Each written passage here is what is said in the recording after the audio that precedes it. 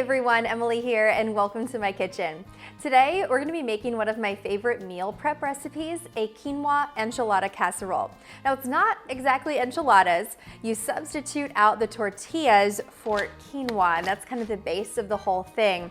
It's really good. It has a little bit of extra protein and fiber since you're adding in the whole grains. These are fairly high protein as well, and it's so easy to throw together. I'll show you how to make this. Let's get started. The first thing we're going to do is prepare the quinoa, and I already have a pot that has a lid preheating over about medium to medium high heat over the stove. Now while that heats up, I'm going to chop up some onion. I already have about a quarter of a red onion left over, so I'm going to chop that up. You can use whatever you prefer. Just want to use up what I have in the fridge first. And then I'll add in about half of a yellow onion.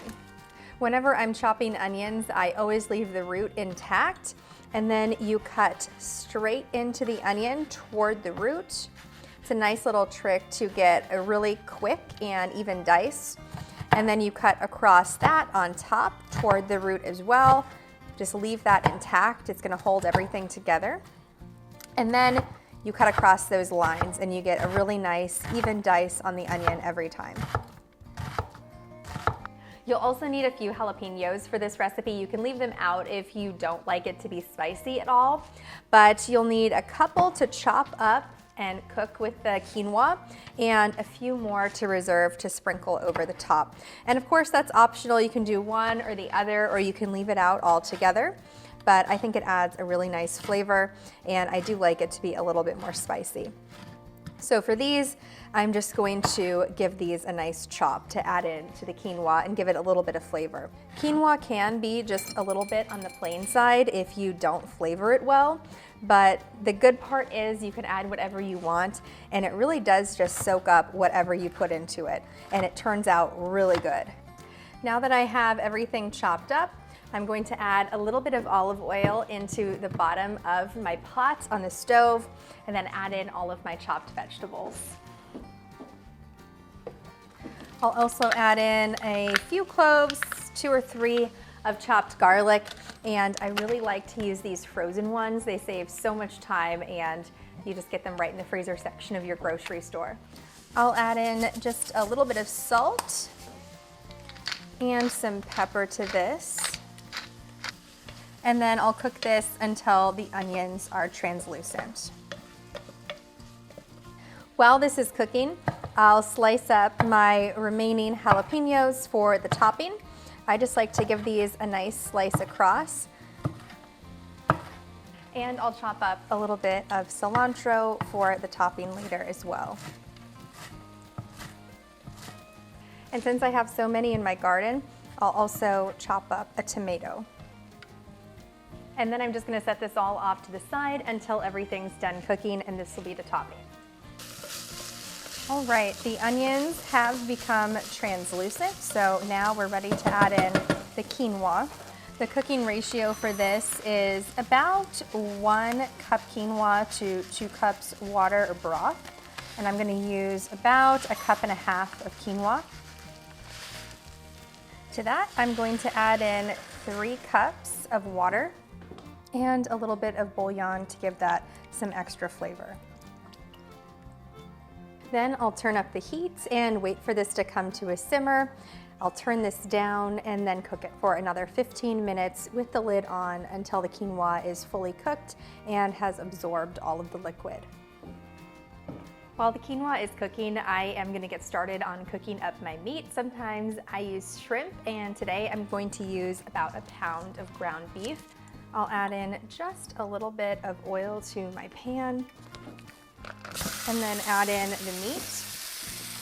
You can save some time and just use some taco seasoning, but I'm going to add in some onion powder, a little bit of cumin, some hot chili powder,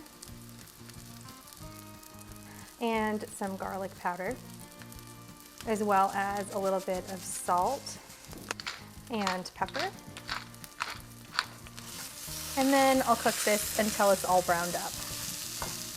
You could really use whatever meat you want in this, like some shredded beef or chicken. I think anything would go really well with this. Now that my ground beef has finished cooking, I'm going to remove this from the heat and set this aside until my quinoa is done. Now, if you haven't cooked with quinoa before, it's really good and it's definitely worth giving a try. It's kind of similar to rice in the way that it cooks up. It starts off as these tiny little seeds. It's a whole grain, and these cook and become super fluffy, and they really absorb any flavor that you put into it. The quinoa here is almost done cooking. You can see how it's totally changed texture and really absorbed a lot of that water. It's still a little bit on the wet side, so I'll let it cook for just a few more minutes and then this will be ready. The quinoa is done, so now I'm going to start putting together my casserole. I'm going to add in a base of quinoa directly into the bottom of a 13x9 pan. And this is just a cup and a half of quinoa, so you can see how much it really does expand when you cook it. And then on top of that, I'll layer on my ground beef or whatever meat you decide to use. Then over the top, you can just pour your favorite type of enchilada sauce right over it all.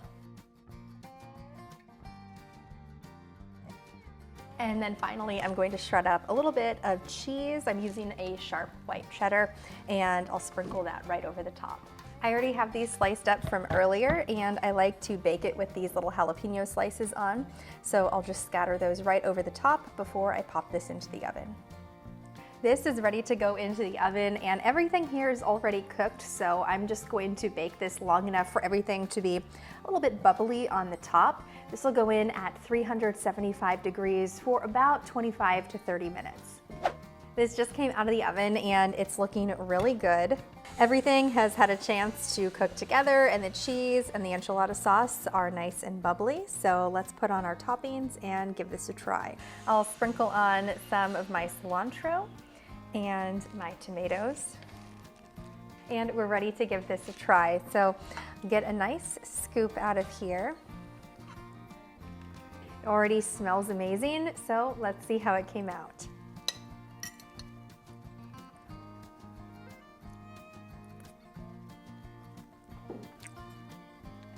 Super hot. The flavor of this is just like enchiladas, so you really don't miss it at all without the tortillas. It's a really great casserole, a great way to meal prep a huge batch all at once. And this is something that does reheat really well. So the quinoa doesn't get soggy in the fridge, and when you reheat it, it still has a really nice fluffy texture. So this is one of my favorite things to make, and I think if you haven't tried quinoa before, this is a great way to give it a try. Thanks so much for watching. I hope you liked this video, and if you did, don't forget to hit subscribe and the bell icon so you can get notified every time I post. As always, you can find the full recipe down in the description box below, along with links to all my social media pages so you can follow along for more cooking content. Hope to see you back here next time.